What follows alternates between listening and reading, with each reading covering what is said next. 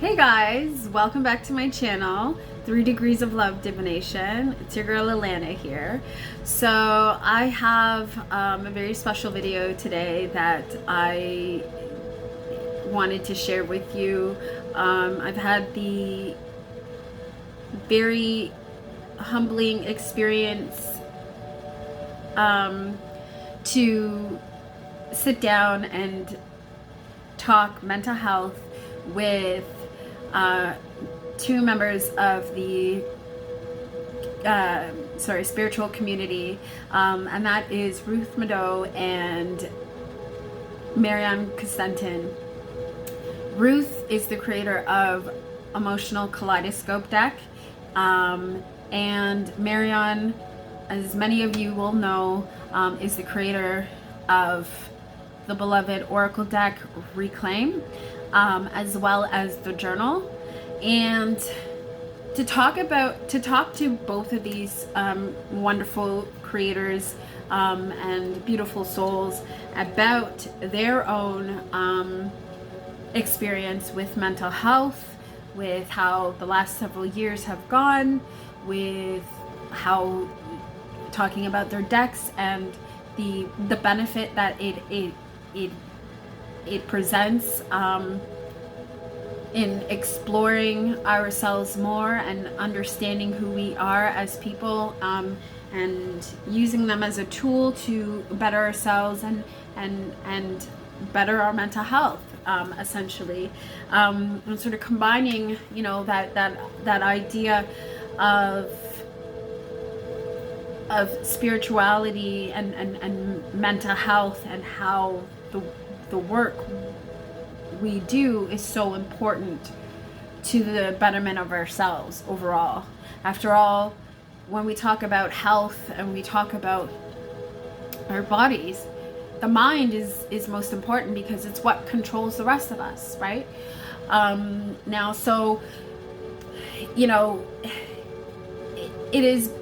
This is a video that I did do last year, and if you haven't seen that one group discussion, I did have a panel of other individuals. I will have that linked down below in the description box, as well as some other videos that I came across that more recently and even remember from before, and that's by those videos are by Christina, Lopes, who is known as the Heart Alchemist. She has the two videos that I would recommend that you take a look at is her video on suicide, which she just released not that long ago, as well as her other video, which is all about shadow work, and that was something she's had 2 years ago out. I will definitely have those linked down below. But I also, as I've been struggling with my own mental health concerns, which is also why this means so much to me, and also with the combined experience of my education and everything, it's something I'm very passionate about. And and as I've been sort of doing my own introspective work, I've come to really appreciate the work, the practice of shadow work is what I've come to appreciate, and sort of what that is. I even started a tag on my channel, and there are several videos already out on my channel in regards to shadow work, and the hashtag is called Shadow Work You Say. This is how I shadow work. And it's funny that I actually just, that was like the first thing that I started working on for the beginning of the year, talking about shadow work. And as I, featured these two beautiful creators, in one of those videos, actually probably more in a couple of videos, but anyways, as I've highlighted their work there, it dawned on me that yes, the experience of shadow work and you know, and even as described by Carl Jung, well-known psychologist and author, you know, and how he talks about shadow work, but also the fact that, you know, I've found that,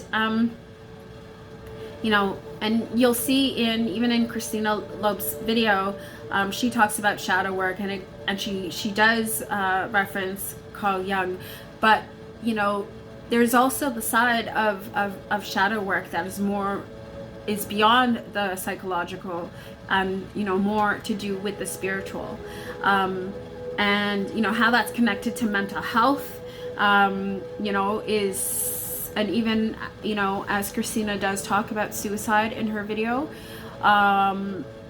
in her latest one, I should say, you know, these are all the topics that, you know, that are all mashed up in the overall arching topic of mental health. And so while I live in Canada, and this video is my second annual video that I've done in support of Bell Let's Talk Day, and that whole campaign, not sponsored by, but was inspired, that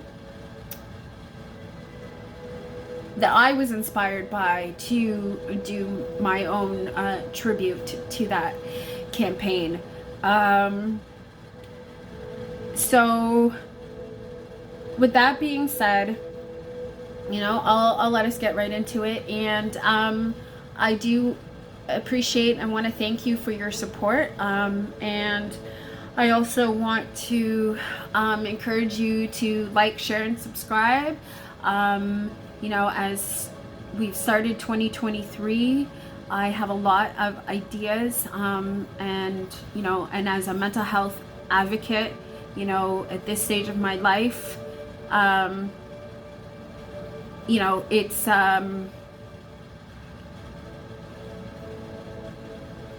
as much as it's just sort of very reconfirming for me my purpose and my work that I've dedicated myself to for pretty much 2 decades, and still expect to continue doing that for as long as I can. So that being said, I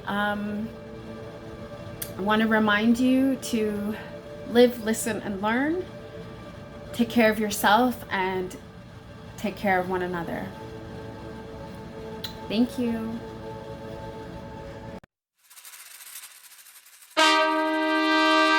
Gotta love one another.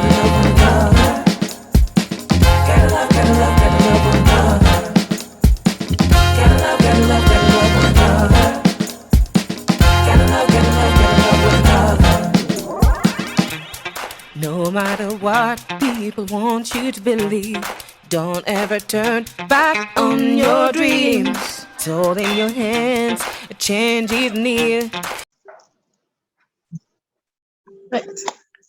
All right, so hi guys, Ruth and Marion, thanks for joining me on my channel, 3 Degrees of Love Divination. I did change that a little bit now for YouTube, but it's still 3 Degrees of Love, all the same, on everything else. And so, you know, as I was mentioning briefly before, you know, this is going to be a continuation, which I hope to do annually with, you know, all different like-minded individuals coming together to talk about spirituality and mental health. And this, I couldn't have asked for a better pair to, you know, to start this off, you know, here today. For, you know, in Canada, we have Bell Let's Talk Day, which is January 25th, which is when this video will premiere. And in the meantime, I want to highlight some fabulous creators who mean a lot to me in their work. And basically, their work really is what's the word, the gap, the bridge, that essentially that for what exactly I'm talking about, and when we're connecting mental health and spirituality, and why to me the two is so important and relatable. And when it comes to, even, you know, as we were just talking before the recording came on, we were talking about shadow work. And, you know, on my channel, I did do the hashtag shadow work, you say, you know, and I've done a video on books, I've done a video on decks, you know, and you guys are, like I said, are exactly the embodiment of what that means. Your work is that embodiment. So, you know, I'll let you guys introduce yourselves, you know, so everybody gets, you know, a chance to know who you are and hear all about you. So I guess we'll start with Marion. Okay, I'm so bad at introducing myself. Seriously, I need to work on that this year. It's actually on my list. Anyway, so yeah, so I'm an artist and illustrator. I'm completely self-taught. I have a business called Little Darkness, and I publish my work, which is mostly tarot, oracle decks, and now I'm starting to do like journals and a little bit of stationery for fun. And it's very much centered around a little bit of mental health, emotions, how to get to know yourself, how to heal those parts of yourself that you find along the way. Yeah, and just basically using my art to create tools that people can use on their own. And yeah, that's pretty much it. And Ruth, what about you? So hi everybody, my name is Ruth. I am the creator of Emotional Kaleidoscope, the Introspection deck. That deck isn't really something that falls into the divination category. I actually quite struggled to find out what category it did fall into. However, the purpose, or more so the mission that I was intending to go forward with through that medium, is essentially to help everybody, I guess, in a way, like how Marion just described, find themselves, heal themselves, as well as just highlight the emotions that we kind of trap or suppress when we grow up and grow into what society expects us to be. A lot of what the introspection deck does is find self-enlightenment. So walk through a memory library of yourself and storytell memories to people that you know or you love or want to create a deeper connection with. And essentially that's kind of what I am trying to facilitate in terms of deeper, meaningful conversations. So that's what I've done in terms of creating the introspection deck. But myself, I am somebody that does enjoy solitude, as well as being in an immersive conversation where I am in a bubble that you create. So I like to step into those types of environments, or put myself in that moment of affinity with whoever that I'm with. So that's me. So awesome. So yeah, so as I you know, I was saying earlier, I came across your decks and the power dynamic that the two hold when it comes to doing essentially what is known as shadow work.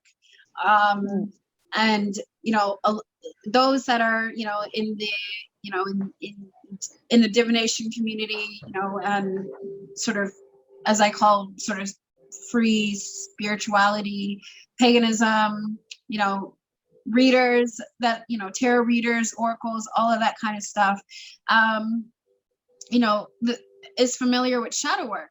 But one of the things that, you know, at least in this year, as well, from last year, as we continue into the beginning of this year, the theme that I've sort of been seeing is the fact that I feel like there's a little bit of a divide, and well, spirituality as a whole is in a complete divide. Right? We have how many different religions, and then even in Christianity alone, there's several different denominations, right? So the idea that we've all separated, nobody can either understand each other, for one, you know, two, everybody's opinion is different, and everybody is fighting, you know, who's right, who's wrong, you know, that kind of egotistical debate. And, you know, and missing the whole point to all of it. And, you know, as I've, you know, been stuck in my hermit mode, you know, and really staying in my sort of safe space, safe zone, you know, which is my home and everything like that. But as I do my introspection and I, you know, do therapy and everything, I'm like, but wait a second, there's similarities in each section of when you really, you know, break it down. So it's like, and then I see how we have, you know, certain petty debates that are going on, even in, you know, in the spirit, you know, the tarot community and stuff like that, you know, and it's like, and I realized that for some people, the way that they respond to others, well, the way we respond to others generally is usually because, you know, some sort of trauma, or that's what we've, you know, when we dive into our heritage and stuff like that, the sort of the historical ways of thinking, you know, is definitely there, and then losing that consciousness of that. You know, and that's where, to me, why shadow work is so important, especially for those who have dealt with trauma, but even just in general, just as you're on this planet, we're on here on planet Earth, and, you know, and we as people, and with all of our intelligence and everything like that, we're essentially just, we're walking around, but we're essentially giant live walking around balls of DNA, essentially. And how do we navigate that, right? And so, you know, and everything, you know, starts with the mind. And that's why, to me, mental health is so important. You know, if our mental health isn't being taken care of, how do we expect the rest of us to be taken care of, right? That everything has to follow suit. The brain, the mind, essentially, is what operates the rest of us, right? And so when I look around, I see we have so many people that are what's the word? I don't want to use the word broken, right? But there's so many of us that have so much pain, and how we process that. And that's why the work that the both of you have created is needed, and it is so beneficial and so important. So I want to know, how do you guys navigate the world, essentially? How do you guys, I mean, you guys have created these tools, but what for yourself, how do you guys now, what is your practice for yourself with mental health? Should I go? Sure, go ahead. I actually didn't really have a process until I actually created Reclaim. I feel like I grew with it. It felt like it was almost being like I was being almost instructed to make it. I think it's funny because when Ruth was telling how she came to create her deck, I actually, at the same time, I had just moved to the US in 2020, and then COVID hit, and I also felt a little isolated. I didn't have a job. I had run out of my savings. I had nothing going on, but at the same time, I had like a blank canvas in front of me, being in this new country, my friends, my family being on the other side of the ocean. And so I saw it as an opportunity, to start fresh and create something that really mattered to me. And I knew I wanted to make a deck. I didn't want to do tarot at the time, but I knew I wanted to do something about emotions because at the time already, the spiritual space online was starting to be a little bit saturated with that notion of shadow work, and I really felt like it was being very misunderstood and totally the term was being way overused. Now it's even crazier, shadow, shadow, shadow everywhere. But I feel like it took me like 10 years to even understand what the shadow is, and I feel like still today I'm not completely sure that I actually got it right, because I mean, and it stops being a shadow the moment you acknowledge that little part of you. So do you even really know that the shadow, it's just is very, I don't know, it's a little blurry, but I just wanted to give people tools so they can start looking at themselves and find that language, put words on those feelings that they were having. And because that's something that I know that I need. I have a lot of emotions. I struggle with them a lot.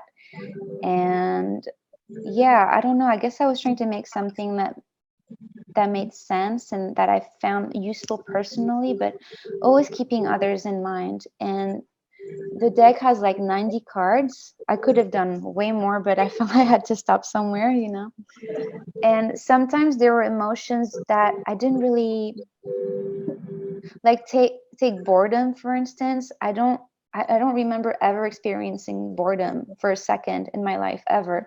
So I had to think about friends or family who had expressed feeling boredom before, and I had to tune into their experience to try and like come up with like a visual, what that would look like and feel like. Oh my God, what was the question? Your practice, your own shadow. Yes.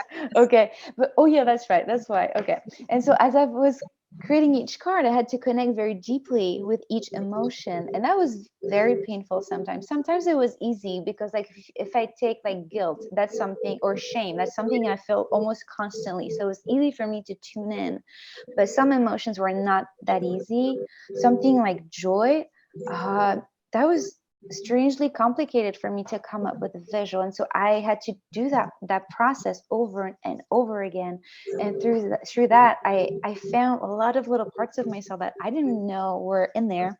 And so I guess that's how my work helped me heal, and it continues to help me daily, because those processes I continue to use them today, every day. Yeah. That's amazing. What about you, Ruth? I really liked how you captured all of that, because I can definitely feel that same notion of thought when it comes to processing mental health for yourself.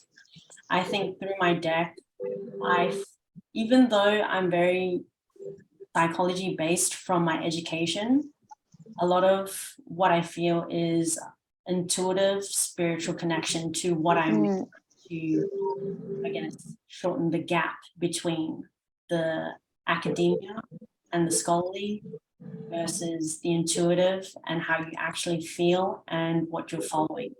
So I think for me, when I was creating the introspection deck, I had pulled so many questions. Like I originally had created 150 questions, and these questions actually just stemmed from myself, because these were questions that I wanted to ask people, but never thought to ask them because I felt like I was, I guess, overstepping boundaries, or I wasn't in the right moment of time to be asking that question, because I could see that they physically weren't there, or they mentally weren't there, or they emotionally weren't ready to discuss those same things. So these were a lot of questions that I had pent up for myself and accumulated through time. And I think when I sit in a conversation, I'm very open book. I do like to answer a lot of questions or dive into a lot of spaces that I don't normally dive into. So I allow people to ask certain questions and just go from there. But when they're asking those questions, I'm already thinking what the forward part would be to that is like, but let's go into this area that like potentially dived into. So when I created the deck and I had the 150 questions, these were all questions that I really wanted to know about somebody's past, or what they think about going into their future, or how they're currently living in the moment. And I think whilst I was creating that, I was asking myself the same questions and actually answering them. And introspection isn't something that you dive into on a day-to-day basis, especially not when you're trying to do it on a deeper, more meaningful kind of way that you would use introspection for. Well, and I guess it depends on the individual too, right? Like, I mean, some people may not do. You're probably going to have those that are hardcore that just will do it every single day. But it's not. It really isn't for the faint of heart. Like you're diving into parts of yourself that you either suppressed, that you've like deep, like you can't do. It's very confrontational, and I think a lot of people like to avoid confrontation, especially nowadays, because we have become very politically correct with our thought and how we express our thought and how we express our emotions. I think that's why it's so challenging, is because the element of confrontation is there, and I just don't know how to deal with that in either a reactive or a responsive manner. So coming from it from either a negative space or a positive space, and if you're trying to critique or you're trying to build. So I think for myself, how I navigate my mental health processes is I like to sit deep with my own thought, but being a typical Pisces, I am hyper emotional and I create worlds upon worlds within myself. So I can seriously be all by myself because I'm in my own world that I've thought up the 52 different scenarios of what's going to happen, because I'm just an overthinker and I like to get stuck in the overthinkingness of things. Guilty as charged. Yep. So that's why, like, having 90 prompts of these questions, and they're not deep questions. That's the thing, is that some of them are so deep and then some of them are so simple, but it's all based upon interpretation of how you feel and what's affecting you that day, and what's the current event that's coinciding with that day and time and how you feel. And that's such a versatile deck. And I figured, wow, I've really just done my own, I guess I would have therapeutic like conversations with myself and with the people that I'm around. And when I would use the deck with other people, I would find that I'd be tapping into areas that I normally wouldn't open myself, because I wouldn't have shifted my perspective to think like that. Or I wouldn't have been able to tap into that emotion because that day the person that I'm with is catalyzing something else. So it was a huge learning curve for me to really sit down with myself and have a guided conversation rather than a free-falling conversation where I can just get lost and distracted. I find that when I do get upset, or when I am having, best of days and I'm depressed or down or anxious, I like to just have a steady 5 questions, think about what's currently happening and how I'm going to address these things. So I need to take the time to on one thing instead of bringing everything in and making a catastrophe, because I like doing that. So I like to decatastrophize my situations by having just a solid set of 5 questions to really bring me out of it so that I don't continue spiraling. So that's kind of how my process is with mental health. You know, and how would you say overall you guys have been? I mean, you guys did touch a little bit on it as you talked about, you know, being from other places and being stuck here since where you guys respectively are, you know, from away from home essentially because of the pandemic. You know, so like, I know you like, for I think both of you pretty much said the same thing, was that you, with the pandemic, you were away from home, you were, you know, in Canada or the US, and you are isolated essentially from your family. So it was through the introspection that what you guys created came about, right? It was that solitude that brought. Yeah, and at the time I was living in the desert, so I was a little even more isolated, but like in the best way. You know, I miss the desert a lot. It's, you know, it was a very special time, very creative time, very healing time. Yeah. I mean, and you know, like, yeah, you were forced into a state where you had to, essentially, you had to confront your shadow, right? Mm-hmm. Those, and it's funny as I say that, in my head, I'm just remembering there was I think it's on Instagram. It was like a TikTok clip or whatever, and it was like it's something. It was a little girl, and she is like walking, and the caption is something about, oh, what happens when I meet my shadow or whatever. And you see her, she sees her shadow, and she's like freaking out. She's like falling everywhere. She's trying to run away from it, but of course you can't run away from your shadow. It follows you, right? So, and you know, even though, you know, I laugh and I make fun of that, it's essentially the truth, right? You literally cannot, if you see your shadow inside and it's that, you cannot run away from it. You can try, but it will follow you. And essentially, you know, even in this work, that's exactly what it is. Our shadow side is it's still a part of us, and no matter how much we try to, you know, put a band-aid over it or bury it or whatever the story is, it's always going to be there, and it's always going to influence us in how we sort of navigate, and, you know, we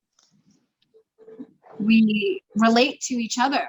And I think, Marion, you were saying earlier, you said that you still find that you're not even sure if you understand the term shadow work, right? Yeah. And it's funny that you say that, because I was feeling the same way, as, you know, as I watch more, you know, YouTube videos, and I watch other creators and other like content creators, I mean, you know, and they talk about spiritual practice and doing shadow work, and it's like, okay, but what is shadow work exactly? I know. Well, that's what I was, as I was creating Reclaim, I knew it was, I mean, the notion of shadow work is what inspired it, but I was very mindful not to use the term shadow too much, because I didn't want to use shadow as like a marketing tool. You know, it just didn't seem right to me, because I felt like, I don't think it would have been very helpful. So I made sure it was just focused on emotions. This is 90 cards, emotions. That's what we're looking at. And then And so here's where for me, where the therapy part comes in, the weekly therapy part. So one of the things that my therapist and I have been discussing, is, the one way she put it for me is, our emotions are essentially children, because they are rational. They're not rational. They're very irrational. They're usually, our emotions come up and are usually triggered by something that we've already been through. You know, whatever may be our upbringing, whatever we were programmed to think or to react. And usually when the emotions come out, and especially when we get when we allow those to overtake us essentially, and you know, take over and be in the driver's seat of ourselves, our thinking brain, the rational aspect of ourselves, usually goes offline. And so as I was you know, reflecting on that, working with her with that, and getting the understanding of being able to talk to my emotions and getting to know them and stuff like that, and why I may feel certain things a certain way, or why this, you know, particular thing might be triggering for me. And then diving into and navigating those emotions and really breaking them down to really understand them. That's when I feel like the understanding of what shadow work really is came into play for me. It's not, yes, there's the idea of, you know, and I think there's various levels of shadow work. But one of them, the biggest part is addressing our emotions and why we have them and why we may react to certain things. So for people who deal, you know, which essentially is nowadays is probably everybody, has some sort of level of trauma, you know, in their past. And when we have trauma, there are like essentially 4 categories that sort of define trauma responses. So you have freeze, flight, fawn, and forget the 4th one. Hold on. Freeze. Okay, I don't know why I just lost what the 4th one was. But anyways, fawn is a newer one. I will definitely put it on the screen, or probably in this conversation might just pop out of nowhere in my head. I'd be like, oh yeah, that's it. But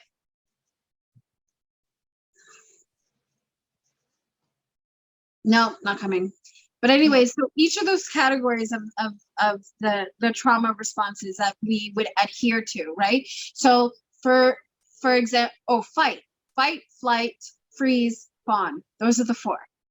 There we go. So in those respects, you know, the type of person that we become. So for example, those who may have had bullying in their childhood, right? Depending on how they chose to come to respond to it. If you, in those sections, so let's say if you were the type that responded to that by, I don't know, by fighting, you would be the type of person now who, as you've developed and you've grown with that trauma, you've probably developed into the person who is controlling, who is the aggressor, who maybe have a lot of narcissistic tendencies, who, you know, is very passive aggressive and essentially becomes the bullier, right? And a lot of the time too, what happens is we go about our lives without necessarily recognizing that or knowing that that's what we're doing. And we go about our daily lives and end up in the process, probably hurting other people, maybe unintentionally, maybe intentionally. That's just how you have now adapted to deal with whatever situation it is that you've had to, you know, survive. And so through therapy, that's one of the things too, is that is recognizing that and diving into the different characteristics and why we do the things we do, and how to then, okay, is it necessary to respond this way? Am I responding this way because it is warranted, or am I responding this way because I built up a wall as a way to protect myself from potential harm?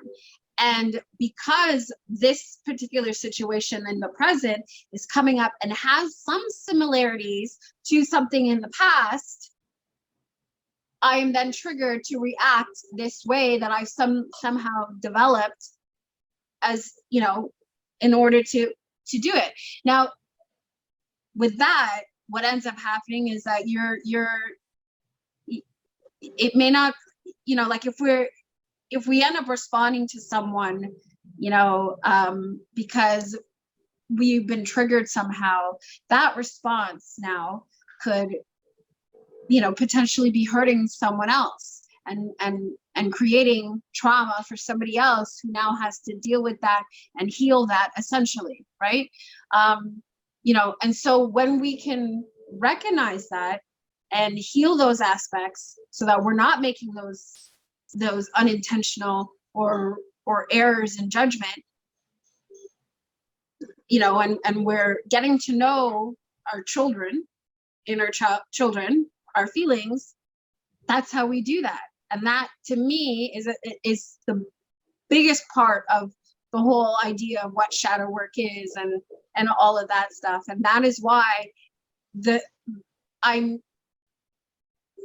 I hold the work that you guys have both done so near and dear, and why when you combine the two is like I'm completely blown away by, and I will stand behind, like, hello, this is, because the thing is, in today's society, therapy isn't always easily accessible, right? There's waiting lists as mental health, the rates of mental health go, continue to skyrocket as they are.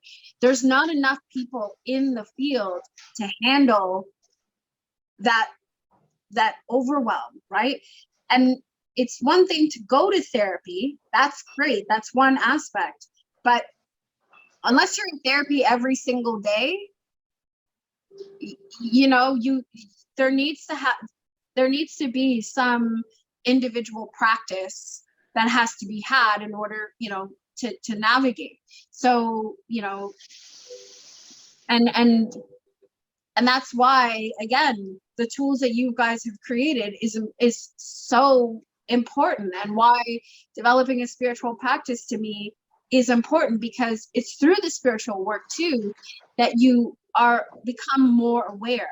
And as you become more aware of yourself, you're more aware of the selves of others. Yeah. And that we all individually have, so yeah, like, I mean, what do you guys think? Like, what about, like, other things that you see that are going on in society that you?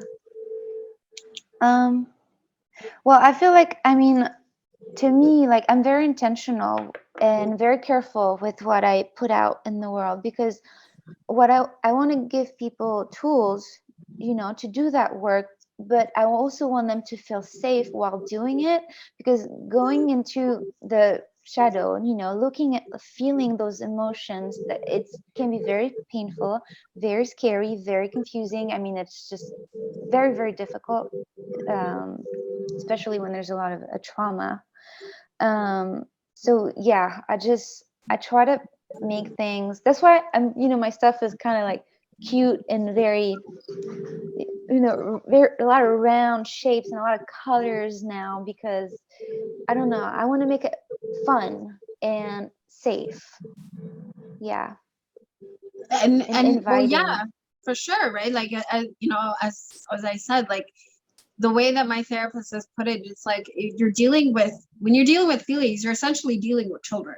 Like, our feelings are essentially children. So, you want to make that environment when you're working with these feelings to be to be safe and have that allowance to feel comfortable and you know, and have that free space to be expressive, right? So yeah, absolutely.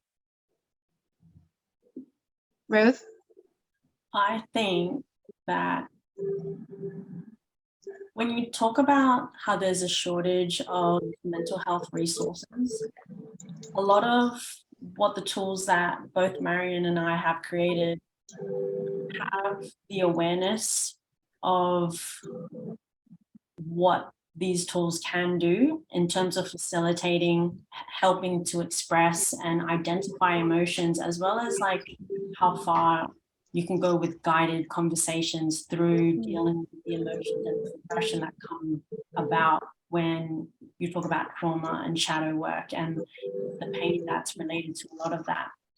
And I also think it's difficult as creators within this element because a lot of the resources that you see in mental health are all backed up by evidence-based practice. So therefore, they become the golden standard of how you facilitate mental health and you know, create, I guess, better mental well-being as well. But it's always overlooked when it comes to independent resources that are created from independent artists or independent entrepreneurs, because we don't fall into a big company that gets to say that this is evidence-based practice. It's very hard to, I guess, push these types of resources, these types of tools, because in a way that people are still stigmatized by what mental health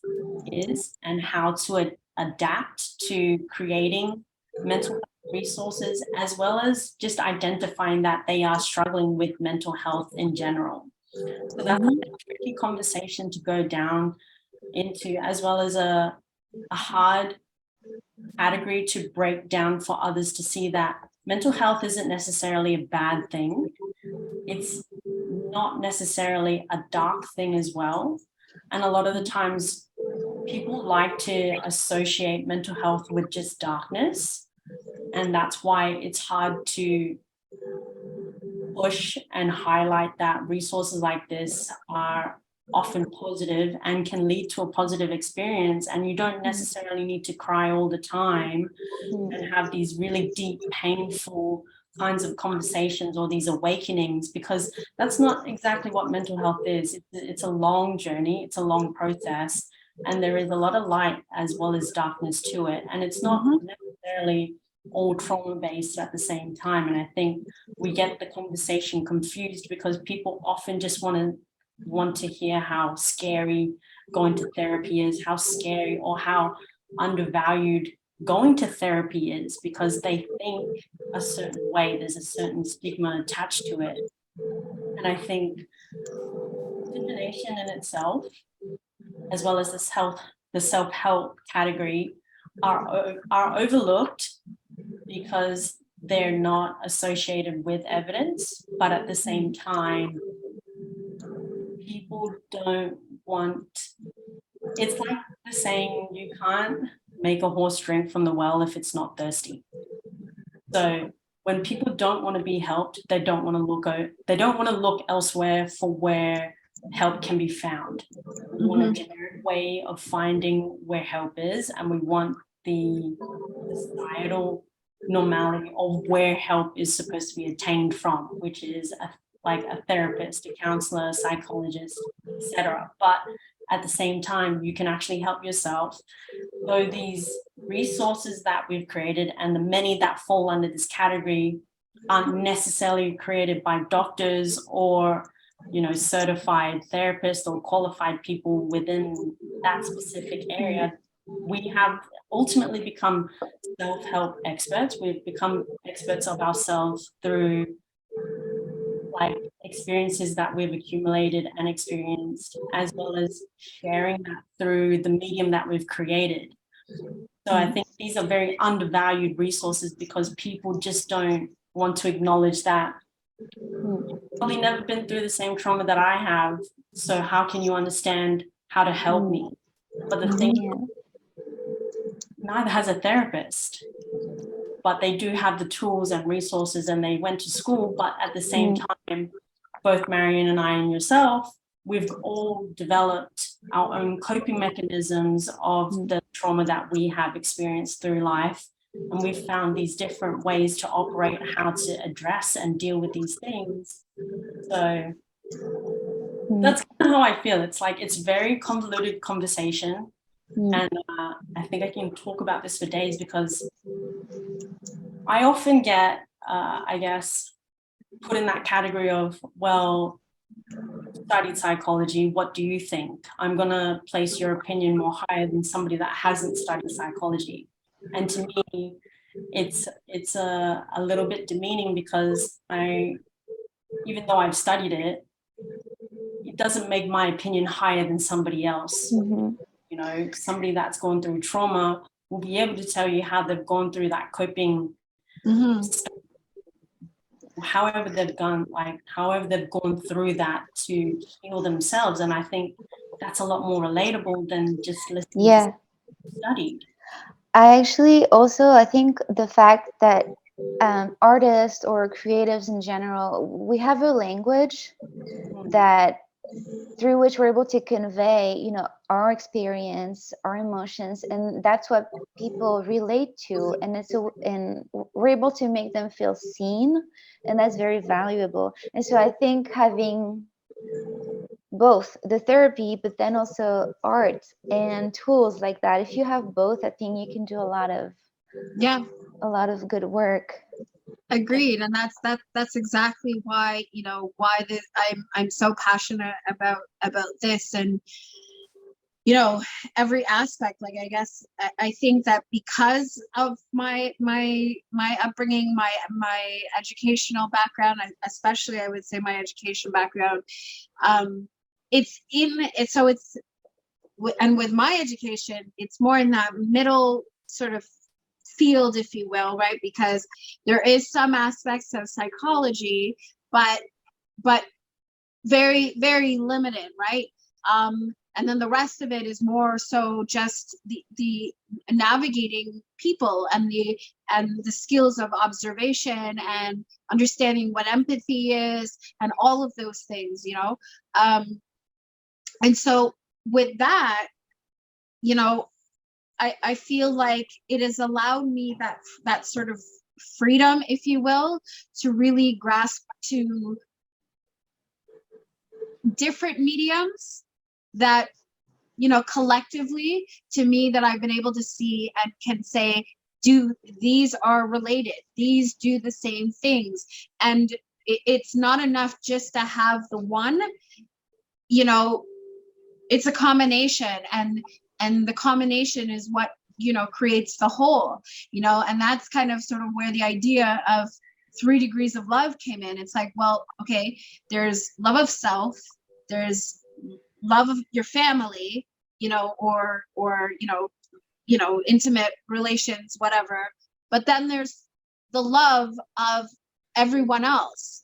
There's the love of the world. And if you can't, to effectively have love or be love or love in general, it can't just be one or the other. It has to be all, like, you know, because if you're only looking at, okay, well, screw everybody else, it's all about me, and you're seeing where there's a lot of that being pushed out, where, you know, self-love and it's all about the self and, you know, stuff like that. Okay, that's great, especially for those who, you know, have a lot of trauma-based experiences where, you know, self was the last thing that was thought of, and stuff like that.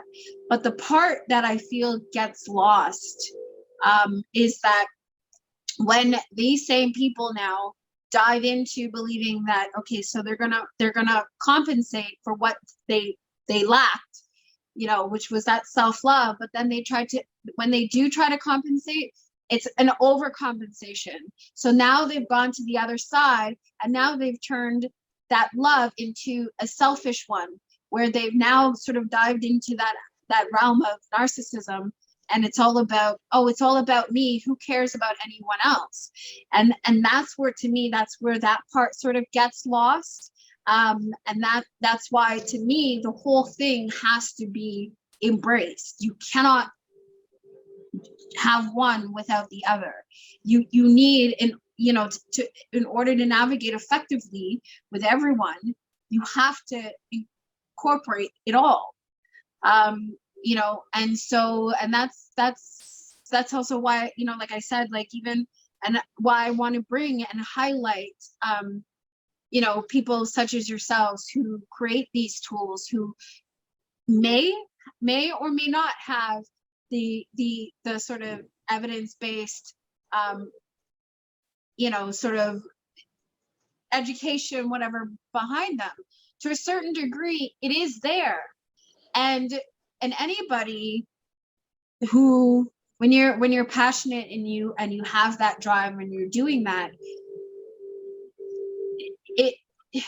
it's the evidence, the education, if you really are looking for it, you can find it, and it is there.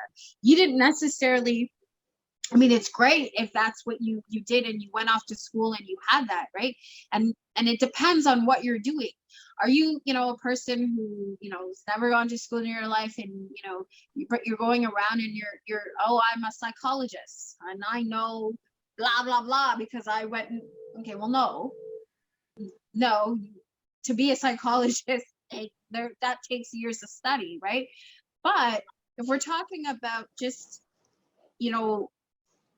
how we're navigating life in general and having that sort of self-experience, but you're combining it with other elements that are, because for example, Marion, you created this Reclaim and the journal and everything. And even when, when I first met you and, we first did our interview together, and I said I was blown away, because the fact that you're coming from no sort of educational background in that sense, and you're still coming from the sort of artistic side of things, you still managed to create a tool that anyone who is, with an educational background in social work or therapy or anything like that, can look at what you've created and see that there is value in it. There are things that, and I'm sure that because, and we have spoken, you openly have admitted, that you struggle with mental health as well. And so you've gone and you've done those practices, and those are things that you've learned as well. So I'm sure that a lot of what you've created has a bit of influence from that aspect as well. Mm-hmm. Would I be correct in saying that? Oh yeah, no, definitely. Right. So, yeah. So exactly. So to say that it's not useful would be incorrect, because and or that it's not evidence-based would be a little bit incorrect too, because it is influenced with some sort of level of education, whether it was through what someone else who is educated in that field taught you, and that's what you subscribe to, and you have made that your experience, but you then taken that and built it into your artistry and merged that creativity to something that everybody could benefit from. And sorry. No, I was exactly. actually a little nervous about that when I first created it. Before I launched, I was worried that people were not going to relate to those images and to my words, and it was such a relief and at the same time such a surprise to find out that people did relate a whole lot. And it gave me this sense of connection that I guess I was looking for. I think part of my intention was to, connect with others and and it helped me realize that I am definitely not alone with, my feeling experience. And also seeing the deck being used by therapists with their clients, that really that blew me away, because my intention was to sort of create this bridge between the realm of mental health and the realm of spirituality, self-care, and I'm glad it worked out and that people are finding it useful. Yeah, I'm really happy. And what about, I don't know how, yeah. Sorry, go ahead. No, I wanted to ask Ruth about her experience. Yeah, actually. but like, what was your experience like when you created your deck? I mean, it is a little bit different, yes, because you do actually have background in psychology. But yeah, like, how did that feel for you when you first created it? When I first created it, I didn't know to what degree it would be used in, like, and how much it would yield from the user as well. So when I got the feedback and I saw like the videos of how people were interacting with it, I saw that that this deck had really taken on a mind of itself, as in I'd never really created rules as to how to use the deck. I just said to people, just use it however you feel comfortable using it. And a lot of people just ended up, I guess, creating their own ways of how they wanted to use it and with the intentions they used it for. And it was really interesting to see the variability in usage and in how people were interacting with it and to what they had experienced from it. I think to me that was really eye-opening, because I don't think I fully imagined how people would actually feel afterwards, like what the experience was like. So hearing it was really humbling, because it felt surreal in a way, that something that I created had generated a certain experience that I could never really imagine, because to me, as the creator and a user of it, I have very biased thoughts and I guess feelings associated with my deck. So when I hear from other people that they were able to talk for hours and actually listen with comprehension rather than just to talk, and to understand empathetically instead of just saying, yeah, okay, sure. I think it was hearing that people were able to have a different method of conversation. That's what really hit my heart the hardest. It was very again, it was very surreal, because I just wouldn't have really imagined that. But when I heard and I saw like people just giving me short videos of how they felt, I was like, wow, did I make that? Was that me? Or was it you? And I was just very in denial for a long time, actually, because it's very hard to accept when you created something that you never really anticipated to experience yourself. Because it's very hard. Like when you're a creator or an artist, you don't necessarily think of the audience that you provide for in a way of gratitude, right? In terms of like what I want them to give to me. It's more of what you want to give to them, and that's it, and that's fine. Like I don't need to have the ins and the outs of how they feel. It was more just to provide. But when you're given I guess like the result of an outcome from their perspective, it's very mind-blowing, because you don't anticipate that.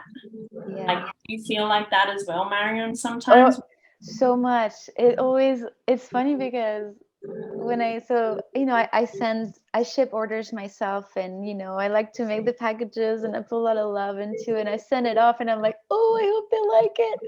And then sometimes I'll get an email of just someone just saying thanks and sharing like such like kind and grateful words, and it just moves me so much. I'm like, nah, come on. I'm like, no way. You know, it surprises me. I can't get over it. It's surreal. Well, So it's well, it's true, and my, all, my little children inside will attest to, how much you guys, like, amaze me. Like, every time Marion's like, oh, well, I'm going to be doing this and doing that, and I'm like, Marion, I can't deal with the inner children when they get triggered by you. They just want to they want everything that you create, and I can't deal with it. So, but like, even like, and you, Marion, you talked about, like, you said, like, even when you're creating your packages and you give it out and you don't realize, but, like, the impact it's gonna have. But honestly, when I finally get around to editing that next portion of my how do you say, or shadow work, you say, series, like I have all your stuff spread out, and I'm just like, and because I kept everything that I got when I got the journal, so I'm just like, but look, and here's an affirmation card that she put, and I was like, and it's perfect. And as I'm going in, like, it's like I'm opening it for the first time, and I'm doing it with everyone in camera, and I'm like, look what she did. And then, and of course, like I said, the wind blows, and then, oh my God, anyways.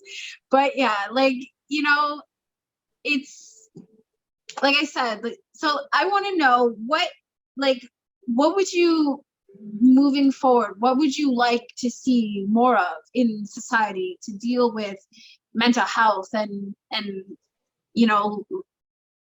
yeah, like, I mean, for everyone.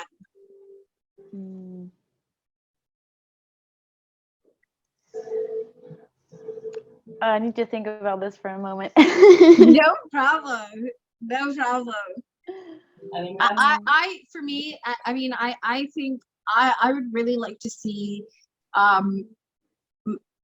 more people being on board and incorporating every aspect of, like, what, sort of what I was talking about today, and having that opportunity to sort of combine everything, and spirituality and all of that. But the thing is, for those who, can't afford therapy, who, it's not easily accessible and things like that, still being able to, at the very least, combine those other elements, including the work that you guys do, to at least facilitate that growth, that introspection work, and so when that other piece, of therapy is able and can come along, and the opportunity is there, that you'll be able to dive in it no problem, because you already started doing the work for yourself, right?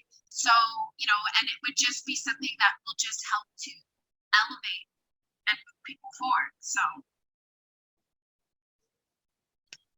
and what about any future projects? I know, Marion, you kind of talked a little bit about, still doing, other journals, and I know, of course, from your posts on Instagram, and maybe children's stories and things like that. I have so many ideas. I'm trying to narrow it down, at least for this year. We'll see. I don't know. I'm still thinking about I haven't figured out the right format. Do I want to make a book? Do I want to make a game? Do I want to make I don't know. I want to make something playful, not too dark. I want to keep things light, because we tend to take ourselves very seriously, especially in spiritual circles, and it's kind of a problem, actually. Feelings aren't facts. It's very, but that's something that we tend to forget. And I would like to see also a little bit more tolerance and patience and compassion in online spaces. It's very needed. It's very, I mean, when I just see how triggered I get just from logging into like Twitter or Instagram, like I have anxiety. Like I know I have to go to Instagram to post something, but I have it is like this ball in my gut. Like I'm scared to just go on because I'm afraid I'm going to see something that's gonna, you know, I don't know why, but it's not a very healthy space right now. So I would like for things to get a little bit more peaceful. I don't know how we're gonna make that happen, but That's yeah. and you know what? Honestly, that is up to everyone as an individual to make that effort, right? Like Yeah. it won't be. It can't. It's not going to be something that just one person is going to be able to do. It takes the effort of everybody, essentially, right? You know, and yeah, like the way to see how society has become very selfish, you know, as a whole is very saddening because, you know, there's so much divide there, you know, with the racism and this and that and everything else. And the thing is, at the end of the day, we all originate and come from exactly the same place, whether you believe that or not. I mean, it's, you know, there's the aspect of spirituality to understand that, but then there's the science behind it, right? We all stemmed from somewhere at, you know, at some point in time.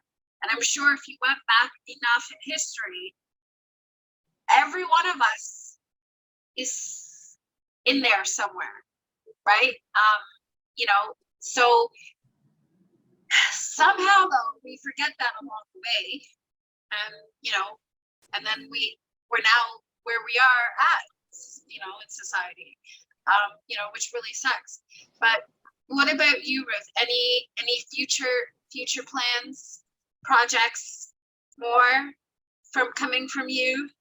I wanted to create like added on themed cards to my deck, but I don't think I'll do that this year. I actually just want to study this year because I want to get back on track to what I originally wanted to do and intend to be.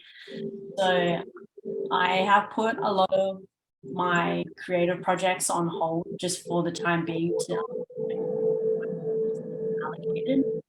But I think that when you're a creative person, there really is no opportunity to hold anything. When opportunity sparks, you kind of just run with it. And that kind of just like evolves into something that is uncontrollable. So I don't know what I'm going to be creating this year, but I'm pretty sure something is going to come about. And, so I have a suggestion, if I may. sure. What about a companion journal, if you will, for your deck? Yeah, that's definitely something that has been asked to go along with it, to go along with the introspection deck. And I think just because I am such an overthinker and there are so many elements that go with and complement the deck, I just don't know how to achieve what it is that I would want to create. So that's kind of one of those projects that are constantly on my mind, but I don't know how to start it. And I know that once I do start it, it's going to be very complicated because it'll be a matter of eliminating a lot of things that I want to have within it. And a lot of the time, simplicity always wins. And something that I'm not masterful at. I don't know how to master the basic element of simplicity. Well, you know, so and this is where I think this is really cool, you know, especially when we have, you know, such a selection of like-minded individuals who come from various aspects, right? You know, and different walks of life. But, you know, you want to create a journal and you don't know how to get started. But sort of in a way, sitting right next to you on camera, you do have somebody who has created a journal that you can talk to. It Exactly. was hard. So, who can maybe give you a little bit of, about, a little bit of tips and tricks here and there, and depending on what, help you sort of narrow down what it is that you want to focus on, right? So, I mean, and Marion is such a sweetheart. So Aw. you're definitely in great company. I will say that. And I guess if I may make a suggestion to you, Marianne, for something to think about, but I'm listening. what about maybe creating Reclaim again, but more so for a different age group, like Do you mean like actual children? Actual children, yes. I want to make that's Or on something my list. similar. Like it I doesn't have want to be the exact same. Yeah, no, it won't be Reclaim, but I have something in mind for children. I have two things in mind for children. Yeah, one would be like a game, and one would be more like a book. Okay, awesome. So I'm still, Awesome. it's still like fermenting in my brain. When the time is right, it will just come out. But I'm not ready yet. Absolutely.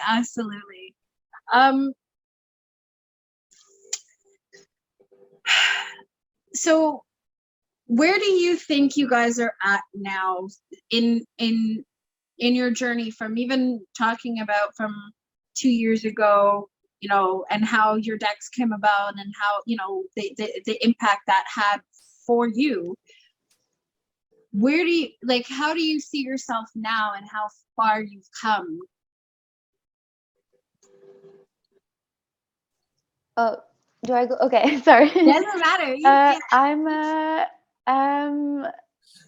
I'm still a little bit surprised by it. I mean, because before I moved to the US and started this whole process of creating the deck and then other things, I had yet to find the right outlet for my creativity.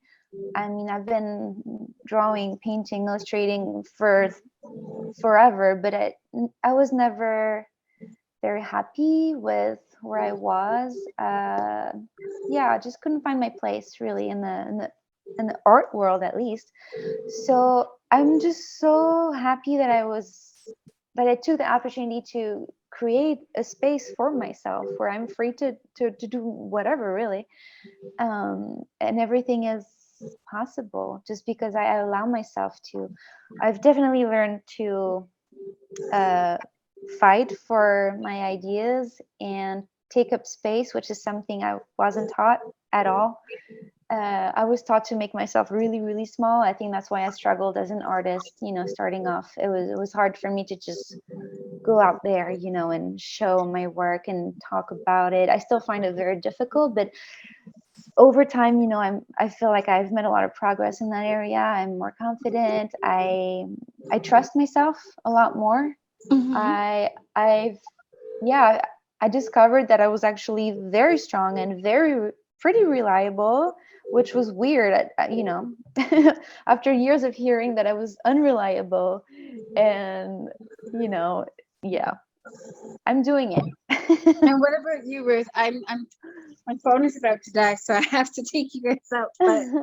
But yeah, what about you? I think the journey from 2020 up until now has been eye-opening. I don't think I would ever have considered myself being an artist this whole time, because I was very used to the traditional element of an artist being somebody that could paint or draw, and I'm neither one of those things. Therefore, I didn't really consider myself an artist. And for the longest time, throughout the process of the creation of decks, building the Kickstarter, and then after, creating a store for it, I never really accepted myself as an entrepreneur either. So I was in denial of a lot of things because I wasn't the traditional sense of what either one of those, stereotypes are. Mhm. It's been very eye-opening in a sense that I am starting to look into those positions and actually say that I am both a creator and an entrepreneur. And it's tough because you can always be somebody that creates something and somebody that develops an idea, but you will never always be somebody that executes those things in a way that is successful. So I think that I successfully did either things is it's crazy for me because I was like, I've never been an artist. I don't know what that is. I don't know what any of those things are, but it's different. Like, I've grown a lot in the past few years, and it's, again, like a lot of the experiences that I have because of this deck is very surreal, because I would never have thought that I would have been somebody to create something to then ship it out to a bunch of people where they have something that I've created, to then generate this experience, to hear how great that experience was. I never thought that I would be able to attain something so wonderful in this time frame, and all because of the pandemic. Yeah. Yeah. That's It's crazy because honestly, so like, as we talk about the pandemic, which is such a crazy thing, right? And it was, not to take away the fact that of how, horrific and tragic the experience was, but there is a lot of good things when you really stop to really think about it. There are some good things that have come out from that, and even just us talking today is something that has come out from that, because like I said, when everything sort of tragic sort of happened for me, which with my life and my career and all of that stuff, all of that started to crumble before the pandemic. But the pandemic, at the beginning of it, I was really, really isolated.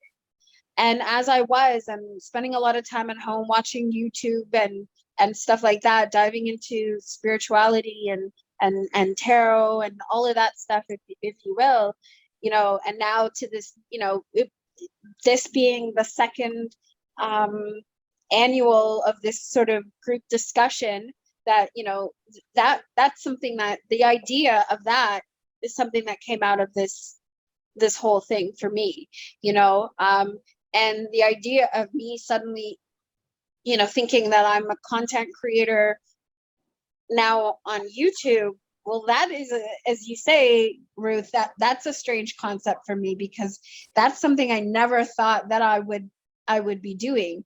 I mean, I had the idea here and there years ago, but it wasn't something that I really entertained or thought that I was ever gonna, bring forth. And especially because me devoting my life to social work and stuff like that has always been it for me, and it still is. And even though I've not been able to sort of practice the way that I used to, or even in the capacity that I'm accustomed doing, this is a new sort of road for me. But in a way, I'm still able to keep these elements of myself that I hold near and dear, and I'm combining it in a new way that I see is beneficial, important, and all of that. And not just for me, but for everyone. So yeah, like it's something that I can say that I'm really proud of. And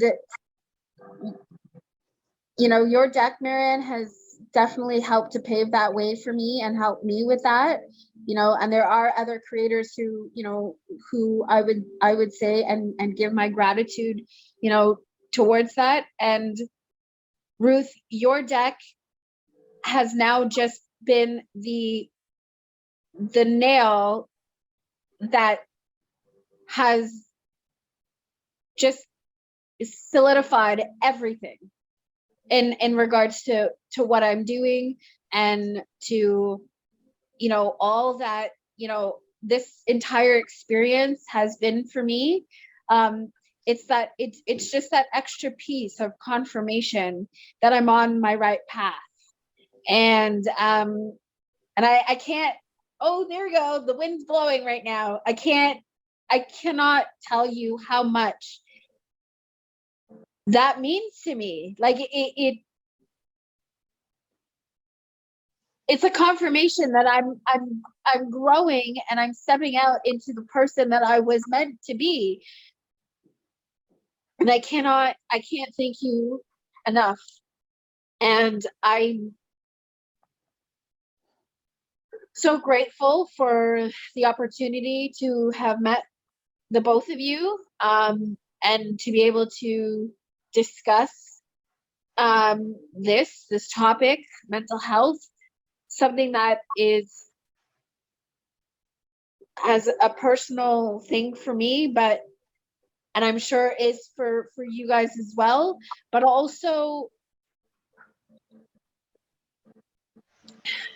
just